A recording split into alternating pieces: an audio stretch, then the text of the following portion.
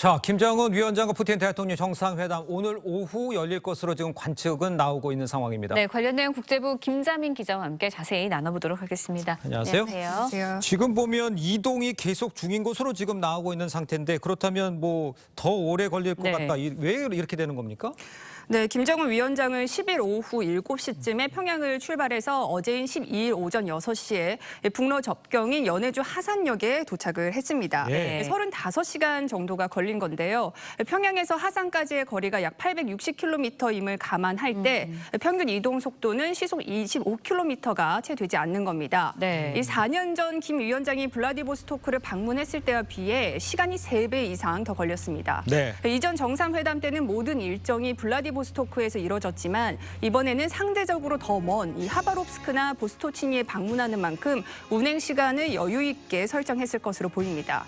푸틴 대통령은 오늘 오전 전용기를 타고 정상회담 유력 장소인 보스토치니 우주기지로 이동을 하는데요. 네. 이 김 위원장의 열차는 푸틴 대통령이 보스토치니에 도착한 이후에 정오쯤에 도착을 할 것으로 예상이 됩니다. 네, 정상회담 장소로 유력시 되는 게 보스토치니 우주기지입니다. 이곳을 택한 상징적인 이유도 있을 것 같아요. 네, 먼저 보스토치니 우주기지가 어떤 곳인지 짚어볼 필요가 있습니다. 네. 이 보스토치니 우주기지는 옛 소련 시절 우주대국의 위상을 되찾기 위해 러시아가 거액을 들여 건설한 최첨단 기지입니다. 네. 이 규모는 우리나라 나로 우주기지의 100배 이상으로 러시아는 2016년 첫 우주로켓 발사 이후 10차례 성공을 거둔 것으로 알려졌습니다. 예. 이 북러 군사 협력 확대를 상징적으로 나타낼 수 있는 장소인 거죠. 네.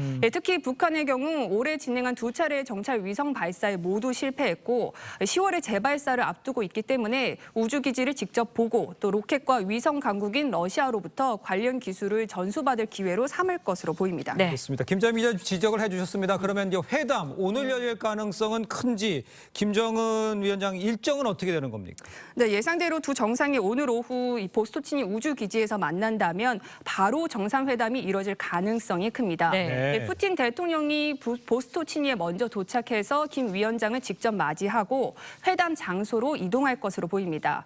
앞서 러시아 크렘린궁 대변인이 김정은 위원장의 이번 러시아 방문은 전면적 방문, 풀스케일 방문이 될 것이다라고 밝혔거든요. 네. 네, 김 위원장과 푸틴 대통령의 1대1 회담뿐만 아니라 북러 대표단 간 회담, 또 공식 만찬까지 함께할 거란 얘기입니다.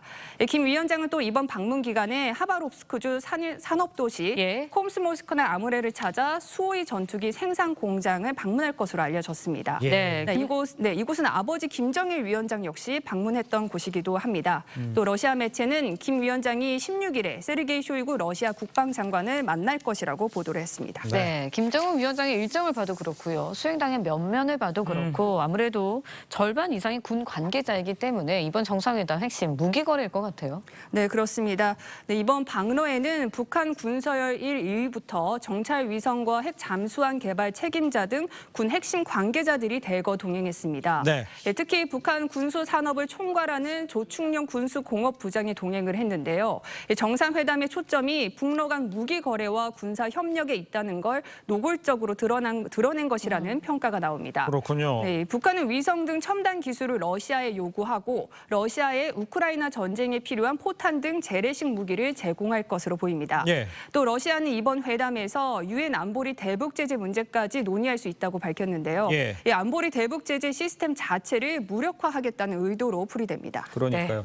그러니까 지금 상황이 이제 대놓고 우리 무기가 할 수 있다 이렇게 보여주는 상황이잖아요. 미국과 또 중국 이런 나라의 반응이 궁금합니다. 미국 국무부는 러시아의 유엔 대북 제재 무력화 의지에 대해 불가능하다고 일축했습니다. 네. 미 국무부는 어제는 러시아가 국제적 왕따 북한에게 무기를 구걸하고 있다고 맹비난했었는데 북러 간 무기 거래를 주시하고 있다며 책임을 묻는 조처를 하지 않을 것이라고 다시 한번 경고했습니다. 반면 중국의 관영 매체는 북러의 결속 이유가 미국 정부의 제재를 통한 고립화 정책 탓이라고 분석을 했습니다. 알겠습니다. 지금까지 국제부 김자민 기자였습니다. 수고했습니다. 고맙습니다.